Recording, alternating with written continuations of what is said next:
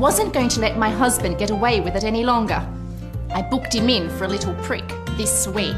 Hi, JD here with another case study, which I think is a pretty compelling one. I mean, you wouldn't expect me to say anything else, but if you own a business, you might like to stick with me for a few minutes because I think you'll find this one particularly interesting. Now, that's a pretty good lead in, isn't it? Okay. Look, I'm normally pretty cheeky and jovial, but this is about a serious subject. This was a campaign, a marketing campaign that I was asked to put together for the Prostate Survivor or Survival Alliance. And now this was a group of men who had fortunately survived prostate cancer, and they were worth a few dollars, and they wanted to actually pay back to the surgeon who saved their lives by, I guess, making prostate cancer a conversational piece, particularly for men over 40, and encouraging men to go in and get a blood test to determine if they fell in the high risk category. And of course, men being, men, we all think we're 10 foot tall and bulletproof, said, look, we don't care what you cost, we've got money, we're millionaires, and we just want to spread the news that men need to get to their doctor and get a blood test, because this is a cancer that has a high survival rate if you get to it early. And we just want to help, and particularly the surgeon that fixed us, because we did get to early, we want to actually tell men that's what they should be doing. And I thought, well, that's wonderful of them to donate money to a campaign like that. And they said, look, what do you charge? I said, nothing. And they said, what? I said, no, look, if you're paying back, then I'm happy to pay back as well, because I fell in the category of probably the sort of age group that should go and get the test anyway. So they're very grateful for that. I did it for free.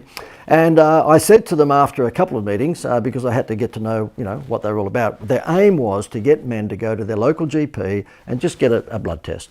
And because when that blood test came back, it's called a PSA test, okay? When that blood test comes back, it'll say whether you're in a high risk category, and if your PSA level is over a certain number, then that's when you should go and get, a bigger checkup. And I said, okay, fine, leave that with me, but can I ask you, do you want a campaign that's wild or mild? Because I know it's a touchy subject, of course, and I wanted to know whether or not they wanted to be a bit out there, or they just wanted to be conservative. So I said, look, wild or mild? They went for wild, thankfully, because I say thankfully because I don't do mild. Okay, so what you're about to see are a couple of TV commercials. One of them aimed at the men, and another one aimed at the decision maker for the men. Guess what? Their wives. Okay, so we created two ads. Now, I have to say to you that I am not responsible for the quality of these TV ads, the production quality, because they knew someone who could put it together, and that someone put it together. And I, to be honest with you, I would have probably made the ads a little bit more upmarket, David Jones style. And so therefore, don't take too much notice of the quality, the production quality of the ad, but rather the content, the creative behind the content. I'll play it now, and the result of this, I'll tell you the full result of it after you see the TV ads, but we're talking an incredible avalanche of men going to their GPs. In fact, so much so, I'm spoiling it now, but I'll tell you before I play the ads, so much so that they presented me with a lovely certificate at the end of this campaign. They said that I was responsible for helping save perhaps up to 16,000 lives, because I think that was that number, it was some years ago now, but because there was that many men that went to their GP, had the blood test, and decided that they needed to go and get checked up further. So therefore, because it was in the early stages, they basically have a terrific survival rate. Let me play both of these TV ads. I'll play the wife one first, okay? And you'll notice it's pretty cheeky. I made my husband get a little prick. I wasn't going to let my husband get away with it any longer. I booked him in for a little prick this week. I told my husband not to come home until he got a little prick. 1 in 8 men over 50 will get prostate cancer. If detected early, the cure rate is high. Yes, a single prick at your local doctor's surgery is all that is needed to measure the PSA level. Guys, do it for your wife. Do it for your family. Get a little prick this week. Okay. As I said, look, I'm normally cheeky, and so therefore, whilst this is a serious subject, we needed to get men off their backside into the GP, into their doctor. And so therefore we created another one, and this is the man version, the male version of the TV ads. My wife made me get a little prick. She wanted me to get a little prick by Friday, so I did. You don't mess with my wife. I got sick of my wife snagging, so I decided to go and get a little prick.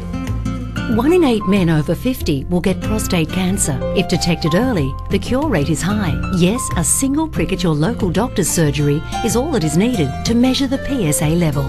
Do it for the wife. Do it for your family. And get a little prick this week. Okay, so you can see, again, yeah, they were cheeky. And I believe that to make a difference, you need to be different. Okay, I'm not a great philosopher, but nonetheless, that's my philosophy. To make a difference, you've got to be different. And this certainly was different from any other medical advertisements, if you like, that would have been out there encouraging men to go and get, a blood test for prostate issues.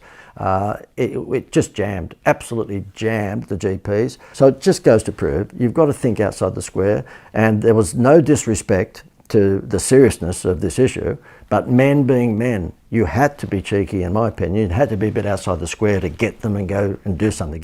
If you would like this sort of thinking, which is, I think, outside the box, wow factor thinking, and direct response thinking, in other words, bang, turning the tap on quickly, click the link above or below and talk to us about us helping you in the same fashion.